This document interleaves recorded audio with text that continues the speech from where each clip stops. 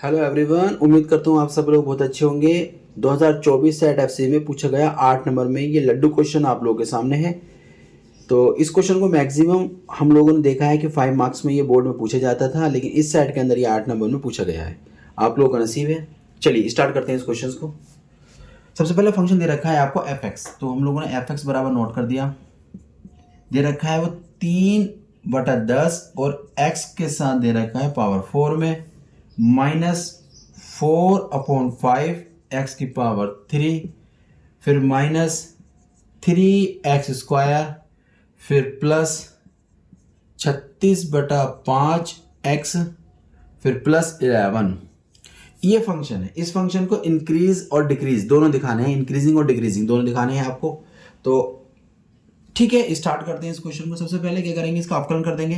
तो differential with respect to x, ठीक है, वी गेट। तो इसका अवकलन करेंगे तो एफ डैश हो जाएगा। इसमें क्या होगा 3/10, पावर आगे पावर में से कम करते हैं ना अवकलन, तो वही फॉर्म बन जाएगी यहाँ पर भी। यही पावर आगे आ जाएगी, पावर में से कम कर देंगे तो पावर 2, ये हो जाएगी 6x और ये हो जाएगा 36/5। एक्स का बन जाएगा 1, 11 का हो जाएगा 0। यहाँ तक आप लोग आ गए। इसके बाद थोड़ी सी कैलकुलेशंस करते हैं। तो एफ डैश आपको मिलेगा, 2 से काटेंगे 2 दूनी 2 पंजे कट जाएगा, 3 दूनी 6/5 हो जाएगा। एक्स की पावर 3, ये हो जाएगा 4 और 3 की मल्टीप्लाई करेंगे तो 12/5 x² 6x प्लस 36/5। यहाँ से थोड़े कैलकुलेशन आसान करने के लिए कोई नंबर्स हम लोग कॉमन ले लेते हैं। हम लोगों ने ले लिया 6/5 को कॉमन, यहाँ हो जाएगा x की पावर 3। यहाँ से 6/5 कॉमन लेंगे यानी कि 12/5 है, तो 6/5 कॉमन बचा कितना 2 है ना, 12 हो जाएगा ना ये, तो 2 बचेगा यहाँ पर 2x²। यहाँ से 6/5 कॉमन लेंगे तो 5 आ जाएगा, 5/x आ जाएगा। 6 कॉमन लेंगे 36/5 में से, तो 6/5 कॉमन बचा कितना 6 है ना, प्लस का 6 बच जाएगा। तो इस तरीके से आप लोगों ने इसमें से कुछ कॉमन भी ले लिया, ठीक है। अब यहाँ करते हैं हम लोग फैक्टर। यहाँ हम लोग करेंगे अब फैक्टर। तो 3 घात के फैक्टर करने में बड़ी प्रॉब्लम्स होती है। तो आप लोग ये देखिए कि जो लास्ट का कांस्टेंट टर्म होता है, ये टर्म किन किन नंबर डिवाइड हो सकता है। 6 डिवाइड हो सकता है सॉरी 1 से, -1 से भी हो सकता है, 2 से भी हो सकता है, +2 से -2 से भी हो सकता है, +3 -3 से, और +6 -6 से। तो ये वो नंबर्स हैं जिनके अकॉर्डिंग या जिनके द्वारा ये फैक्टर हमारा 0 बन सकता है, यानी कि इनके फैक्टर इन्हीं में से कोई सा एक बन सकता है। तो स्टार्ट करते हैं। चलिए, मैंने रखा 1 रखा, मैंने x बराबर 1 को चेक करना शुरू किया, तो 1 रखूंगा, तो 1 की पावर 3 का मतलब 1 हुआ, तो -2 हो गया, फिर -5 हो गया, फिर +6 हुआ, तो प्लस का 1 प्लस का 6 तो हुआ प्लस के 7, ये दोनों हो गए माइनस के 7, यानी कैंसिल आउट इक्वल टू 0। यानी कि x बराबर 1 इसके अंदर एक इसका मूल है, इसका रूट्स है, ठीक है। तो x - 1 बराबर 0 कर लेंगे, तो x - 1 इसका फैक्टर बन जाएगा, ठीक है। तो हम निकालते हैं f डैश x बराबर 6/5। x - 1 को हमें लिखना पड़ेगा 3 बार, x - 1 एक बार, x - 1 2 बार और x - 1 3 बार,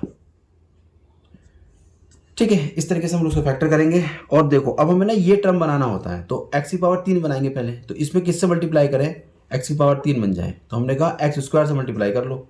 जब x² से मल्टीप्लाई करेंगे हम लोग, तो देखना ही है कि क्या क्या टर्म्स हमें मिलेंगे। x की पावर 3 मिलेगा और एक मिलेगा माइनस का x²। ओके, हमारे पास चाहिए थे माइनस के 2x², एक आ गया हमारे पास, तो एक बचा ना, तो माइनस के x मल्टीप्लाई कर देंगे इसमें, तो यहाँ से मिलेगा आपको माइनस का x² मिलेगा, माइनस माइनस प्लस का x मिलेगा। लेकिन आपको कितने चाहिए थे, माइनस के 5 चाहिए थे, आपके पास प्लस का 1 आ गया है, तो आप क्या करेंगे इस वाले फैक्टर में, प्लस का 5 सॉरी माइनस का 5 चाहिए था ना आपको, और आपके पास प्लस का 1 आ चुका है, इसका मतलब आपको मल्टीप्लाई करनी पड़ेगी यहाँ पर 6 से, वो भी -6 से, ताकि -6x और +6 ये दोनों कितने मिल सके, यहाँ से 5x मिल सके माइनस के, इन दोनों से क्या मिल सके, माइनस का 2x और ये x की पावर 3 था ही और प्लस का 6, तो ये फैक्टर बन गया आपका पूरा। ठीक है, तो इस तरीके से हम लोग क्या करते हैं, 3 घात में फैक्टर कर लेते हैं। चलिए, उम्मीद करता हूँ आपकी समझ में आ गया होगा। समझ में आ गया तो क्वेश्चन पर लाइक कर दिएगा, ताकि मुझे भी समझ में आ जाए कि आप लोगों की समझ में मेरा पढ़ाया हुआ आ रहा है। चलिए नेक्स्ट क्वेश्चन देखते हैं अब हम लोग आगे। नेक्स्ट स्टेप में क्या होगा, इसके फैक्टर करने हम लोग जानते ही हैं बहुत अच्छी तरीके से।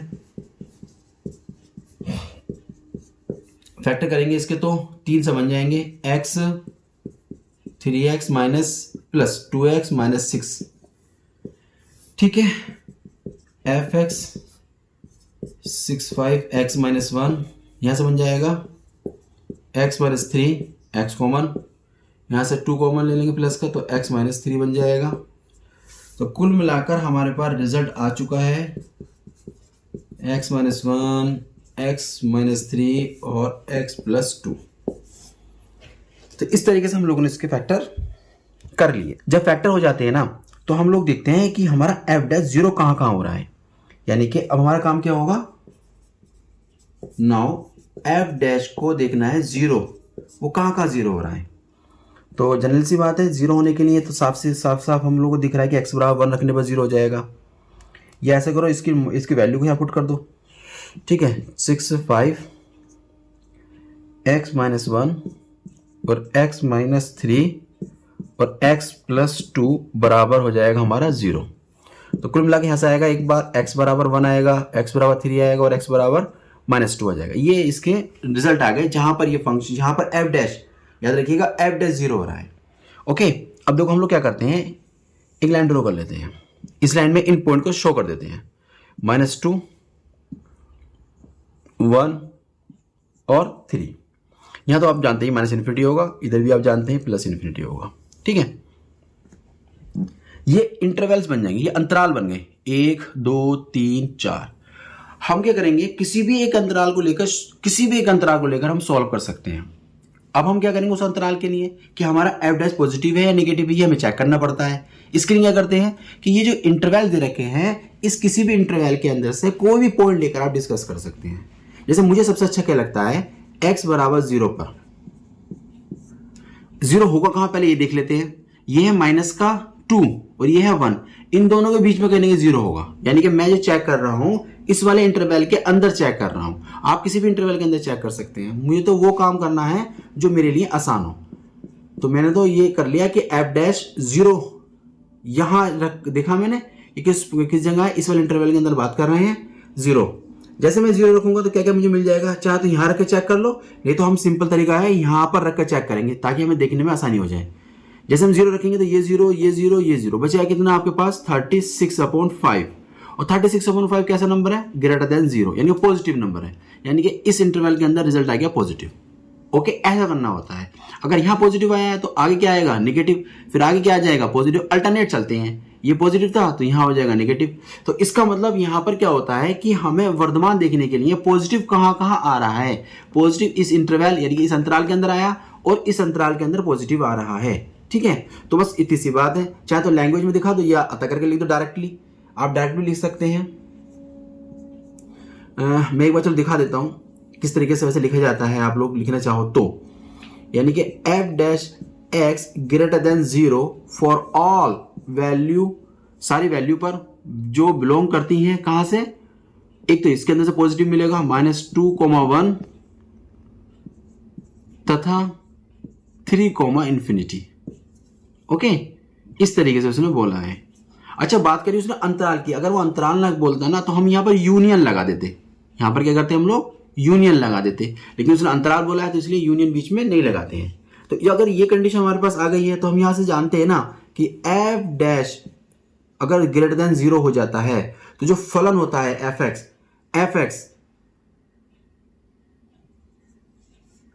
फलन fx अंतराल -2, 1 तथा 3, प्लस इंफिनिटी पर इंक्रीजिंग है, वर्धमान है, ठीक है।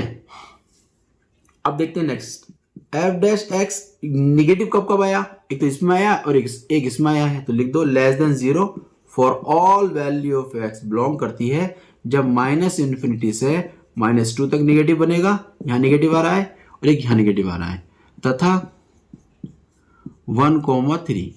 अगर अंतराल बोलता तो अंतराल नहीं बोला गया होता तो हम यहाँ यूनियन लगा देते। अंतराल बोल दिया गया है इसलिए हम बीच में तथा लिख रहे हैं, क्योंकि अंतराल में क्या होता है कि कोई भी पॉइंट छूटना नहीं चाहिए। यहां से यहां तक तो ये अंतराल हो गया, फिर ये वाला इतना, ये इतना अंतराल हो गया। अगर दोनों को मिलाएंगे तो अंतराल नहीं है, क्योंकि ये जो पार्ट बीच का है ये छूट गया है। अंतराल में कभी भी छूटता नहीं है कोई पार्ट, ठीक है, इसलिए इसको हम लोगों ने अलग अलग करके दिखाया है।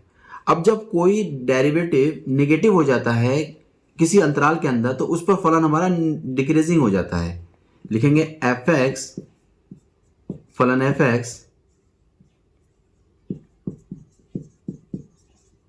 अंतराल इसके अंदर -∞ को -2 तथा 1,3 पर हिरासमान है,